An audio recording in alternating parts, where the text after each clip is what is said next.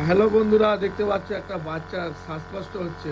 দেখো নেবুলাইজার খুব বাচ্চাদেরকে সতর্কভাবে রাখবে। দিদি ভাইদের বোনেদেরকে বলবো, একজন ডক্টর হিসাবে তোমাদেরকে সাজেস্ট করবো ছোট ছোট বাচ্চাদেরকে একটু সাবধানে রেখো। যাদের একটু শ্বাসকষ্ট হয় অল্পতে, তারা একটু খুব সাবধানে রাখবে, কারণ এখন হচ্ছে দোষ সিজন চলছে। অবশ্যই একটুতে ঠান্ডা কাশি লাগবে, তোমরা বাচ্চাদেরকে একটু সুন্দরভাবে যত্ন সহকারে রেখো, কারণ এত শ্বাসকষ্ট হচ্ছে, বাচ্চারা প্রচুর কান্নাকাটি করছিল। তো তার জন্য একটু নেবুলাইজার দিয়েছি। দেখতে পাচ্ছ নেবুলাইজার দেওয়ার সঙ্গে সঙ্গে বাচ্চাটা কত সুন্দর ঘুমিয়ে পড়েছে। দেখো কত সুন্দর, এক্ষুনি খুব কান্নাকাটি করছিল নেবুলাইজার নেবে না বলে।